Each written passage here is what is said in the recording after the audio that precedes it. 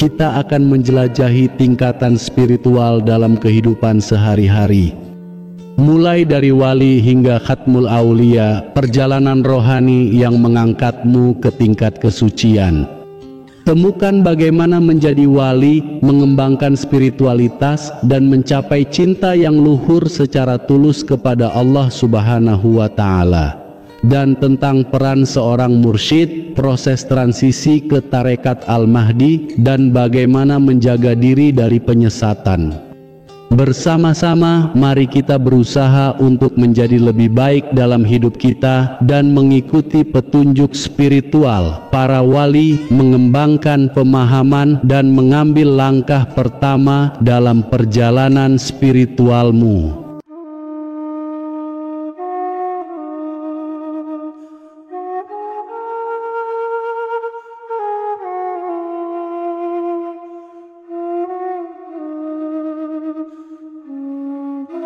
Bismillahirrahmanirrahim. Assalamualaikum warahmatullahi wabarakatuh. Ashhadu an la ilaha illallah wa ashhadu anna Muhammadar Rasulullah. Allahumma sholli ala Sayyidina Muhammad wa ala ali Sayyidina Muhammad.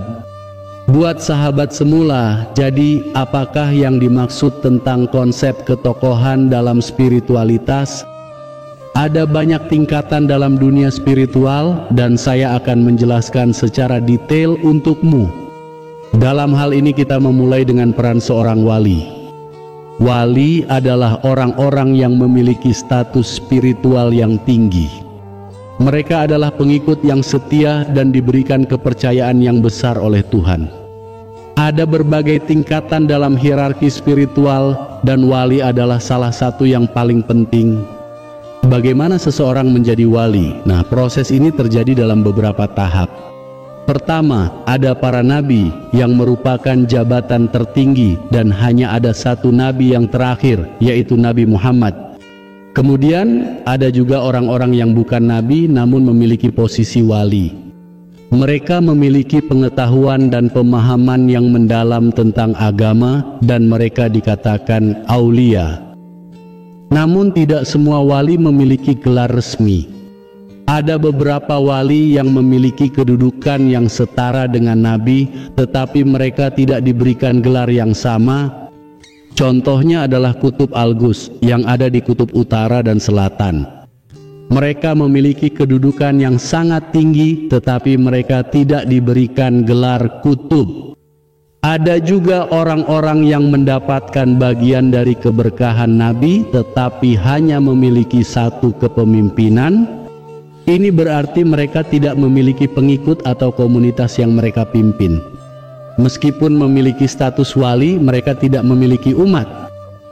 Bagi mereka yang dipandang memiliki kelancaran spiritual yang paling tinggi, mereka diberikan kemampuan untuk berkomunikasi langsung dengan Tuhan dan memiliki visi yang mendalam tentang kebenaran agama.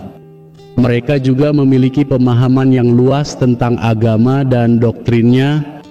Ada juga istilah yang digunakan untuk menggambarkan tingkatan dalam hierarki spiritual ini. Ada yang disebut khatmul aulia yang merupakan tingkatan tertinggi dalam spiritualitas. Mereka adalah orang-orang yang telah mencapai kesempurnaan spiritual dan mencapai tujuan hidup mereka. Mereka adalah contoh teladan dan titik akhir dari perjalanan spiritual. Namun, tidak semua orang memiliki kesempatan untuk mencapai tingkat ini. Hanya mereka yang diperuntukkan oleh takdir yang akan mencapainya. Namun kita semua harus berusaha untuk menjadi orang yang lebih baik dalam kehidupan kita sehari-hari dan mengikuti petunjuk spiritual yang diberikan oleh para wali.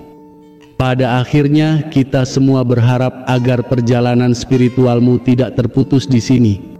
Kita berharap agar bisa melanjutkan perjalanan spiritual kita hingga akhir zaman dan bergabung dengan Al-Imam Khatmul Aulia. Oleh karena itu, harus berusaha keras dalam menjaga spiritualitamu dan menghilangkan ego dalam menjalankan tarekatmu.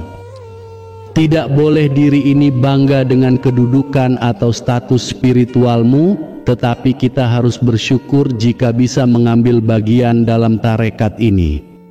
Tugasmu adalah mengikuti petunjuk dan bimbingan imam yang diikuti dan mengintegrasikan ajaran-ajaran beliau dalam hidupmu sehari-hari. Ini adalah tentang proses transisi dari tarekatmu saat ini ke tarekat Al-Mahdi yang akan datang di masa depan. Tarekat Al-Mahdi adalah kelompok spiritual yang melanjutkan ajaran Rasulullah Muhammad Shallallahu Alaihi Wasallam.